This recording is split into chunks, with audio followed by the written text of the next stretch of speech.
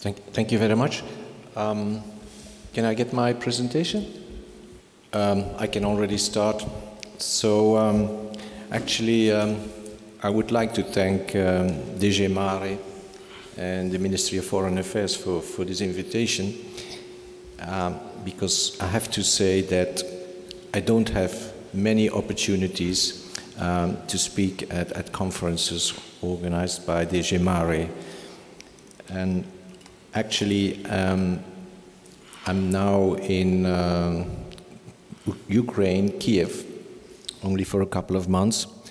My past experience is mainly in the Mediterranean world, but actually we've been quite active in the Mediterranean world long before we started operating here in the Eastern neighborhood.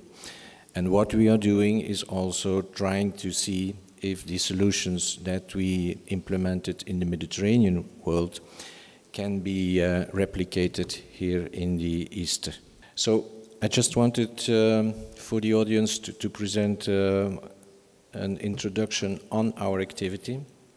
So the big difference between what the European Commission and the European Investment Bank are doing is that European Commission and also the European External Action Service, they are mainly providing grant money, where we as EIB, we lend money. So at the end of the day, it's a loan and we want our money back, so to speak. We lend money, but it's only for viable projects. The project has to be viable not only on an economic level, but also technically speaking and financially speaking. Why is the use of EIB money interesting for big infrastructure projects? Well, normally for infrastructure projects, you need very long maturities, 20 years, 25 years, 30 years. We can provide that. And you need, of course, big tickets, which is not really a problem for us. Last year, we were involved in 450 projects all over the world. And of course, we have quite favorable interest rates. We do not work alone on projects. One of our limitations is that we only finance up to 50% of project cost. So in most of the projects that we finance, we have other financial institutions financing alongside ourselves. One of our strategy issues is that we have 33 local offices, like we have one in Kiev for Ukraine, but we are rather centralized. Why are we rather centralized? This also because we have a lot of experts in Luxembourg in our headquarters, which we would like to use all over the world. So today they might be working on a project in France, Germany, or UK, for example, but tomorrow it can be a project in Egypt, Ukraine, or you name it. And we think, we strongly believe that there is an advantage in having these experts centralized and using them in different parts of the world. Of course, we always try to bring best international practice when we go into a project. And more and more, in cooperation with the services of the European Commission, we also provide technical assistance. Now, today we have talked a lot about technical assistance, the more upstream technical assistance, like, for example, which was mentioned for research, is provided by the European Commission. But of course, when you talk about technical assistance really linked to infrastructure projects, then we use funds mainly coming from the Commission as well as from the Member States to help implementing the projects. This is where we have delivered impact in the year 2015. So it's mainly about creating jobs. That's our main target. Health and education are getting more important for us. And of course, our two major priorities from the past remain very strong, which are transport and energy. But more and more, you see us also going into urban and digital projects. These are the key priorities, and I think they are relevant all over where we invest, so also in this region. Environment is becoming more and more important. We are really increasing our climate change commitment year by year. Infrastructure, of course, transport and energy are the most important ones. When we talk about transport, it can be any mode of transport. But again, as mentioned a couple of times today, the network concept is very important. So you need to work cross-border. Energy as well, energy with energy generation and energy transmission networks.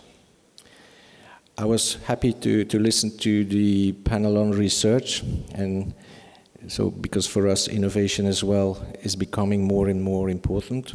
It's really the key for the future. And then our fourth key priorities are small and medium-sized businesses.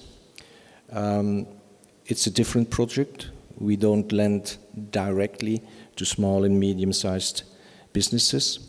It's mainly to financial intermediaries. But of course, we can do a lot in this region as well, just to boost tourism, for example. We could maybe work on fisheries. We are working on agriculture, also agro-industry. So there are really interesting facilities that could be implemented. Now, this slide I wanted to show to you because we started operating in the Easter Partnership in 2006. 2006, we got our first mandate to operate in the Eastern neighbors.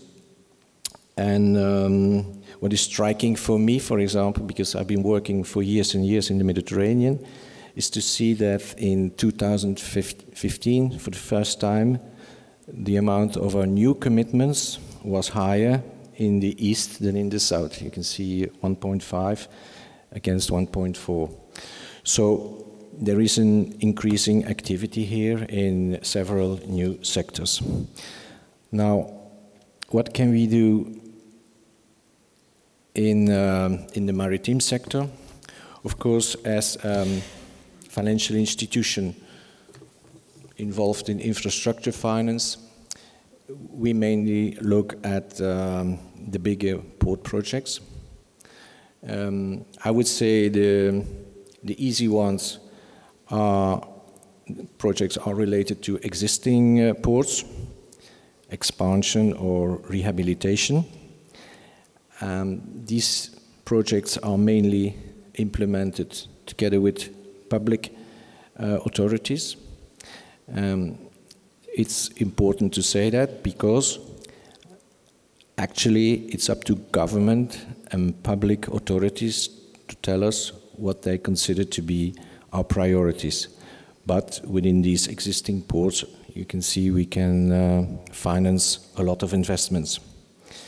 As far as new terminals is concerned, of course the basic infrastructure is again with the port authorities, but then the terminal operators, there we work with private sector operators, and there of course financing is usually based on the demand forecast to make sure that the finance can be repaid. Now, indeed, Georgia has an interesting new port development. There again, it's an interesting project that has to be seen in regional development, and I think there are a lot of good items that were mentioned in that presentation. I come back to that later. We can also do inland waterways. We've not done any inland waterway financing so far in the eastern neighborhood, but we could actually look at some projects. We've done a lot in the EU. I was quite interested to see what is being developed for the Danube. So that's certainly something that we could work on further. Here you can see actually that this is a slide for the EU, but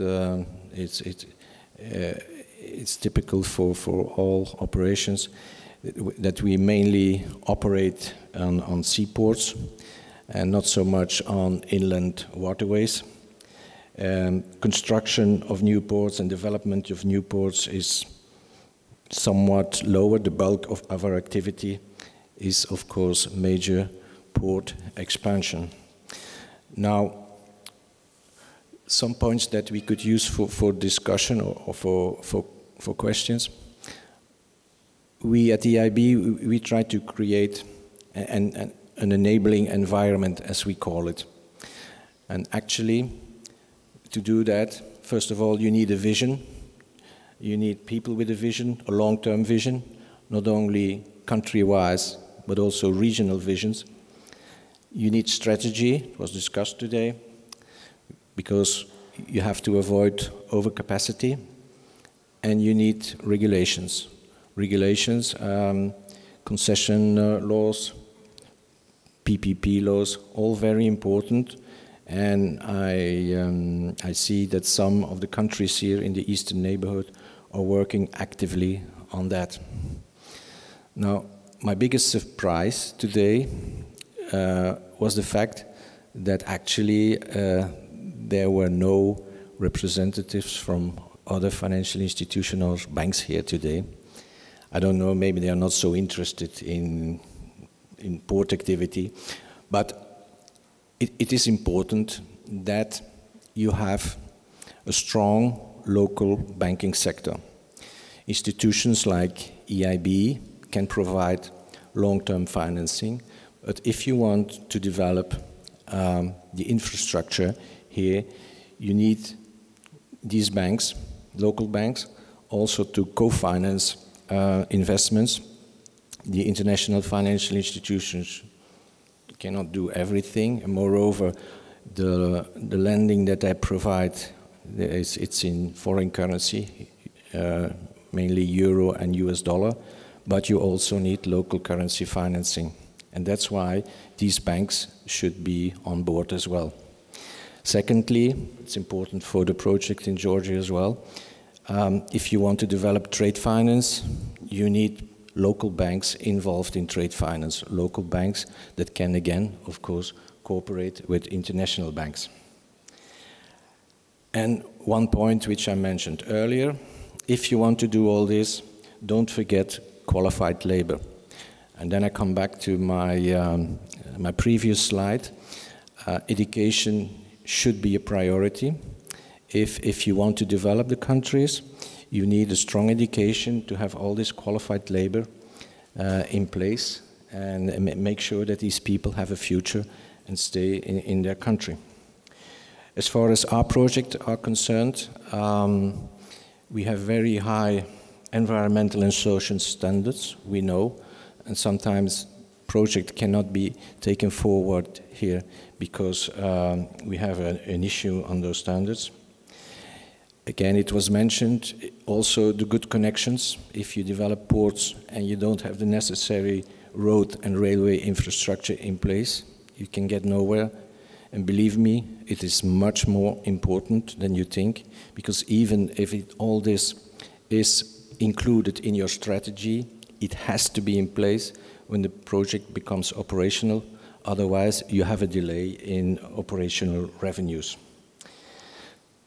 And a last important point, in order to develop this region with port infrastructure, inland waterways, I think that you need international private investors.